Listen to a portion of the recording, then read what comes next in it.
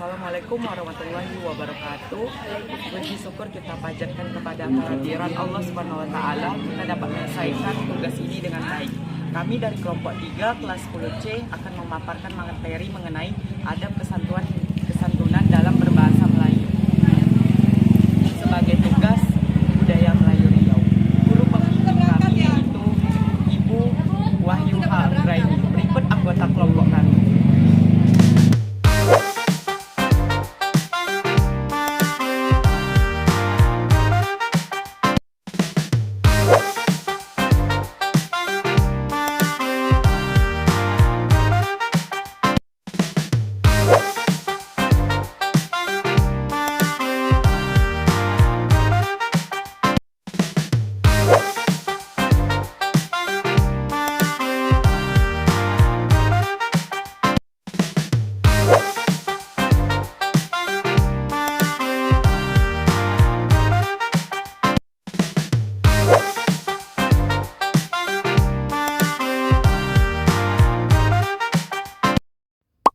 Maksud kesantunan bahasa menurut Ahmad Juhari Moain 1992, kesantunan berbahasa adalah kesopanan dan kehalusan dalam menggunakan bahasa ketika berkomunikasi sama ada melalui lisan atau tulisan.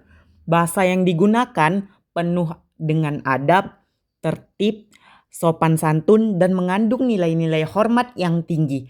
Pada umumnya, bahasa yang sopan mempunyai kosakata yang halus untuk menyampaikan sesuatu, message atau perasaan seperti ibarat kata bijak pandai, yaitu kurik itu kendi, yang merah itu saga, yang baik itu budi, yang indah itu bahasa. Adab berbicara adalah tata bicara yang baik sesuai norma dan sopan santun dan menghargai lawan bicara kita. Dalam budaya Melayu Riau, penggunaan tata bahasa yang baik dan sopan menunjukkan kepribadian dan martabat seseorang. Orang Melayu dikenal dengan tutur katanya yang halus sehingga kita diajarkan untuk menjaga ucapan, nada suara, dan sikap saat berbicara.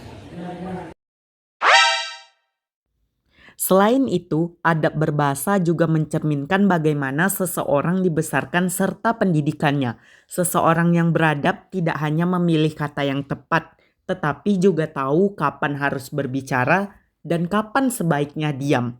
Dalam tradisi Melayu Riau, berbicara tanpa mempertimbangkan perasaan orang lain dianggap kurang baik, sehingga kita dianjurkan memakai bahasa yang lembut, tidak memotong pembicaraan, dan mendengarkan dengan baik agar tercipta hubungan yang harmonis dan saling menghargai. Contoh bahasa santun dalam kehidupan sehari-hari. Contoh kata dan kalimat santun dalam kehidupan sehari-hari. Assalamualaikum saat bertemu. Mohon izin terlebih dahulu. Tolong bantu saya sebentar. Terima kasih atas bantuannya. Permisi, boleh saya lewat? Selain kata yang baik, santunan juga bisa dilihat dari nada bicara yang lembut dan wajah yang ramah. Contoh penggunaan sapaan pada situasi tertentu. Yang pertama, saat tidak menyapa guru, gunakan kata ibu atau bapak dan tidak menyebut namanya secara langsung. Yang kedua, saat tidak meminjam barang, hendaknya berkata, boleh saya pinjam, dan mengembalikannya tepat waktu. Yang ketiga, saat berbeda pendapat, tetap menggunakan kata yang santun dan tidak menyinggung atau merendahkan. Terima kasih.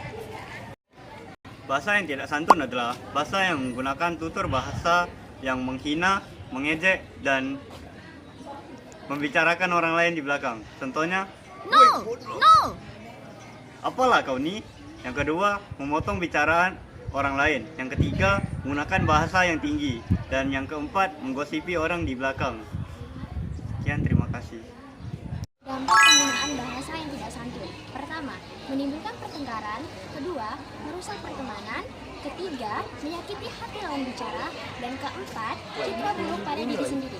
Oleh karena itu, kita dianjurkan untuk berpikir terlebih dahulu sebelum berbicara agar tidak menyakiti hati siapapun.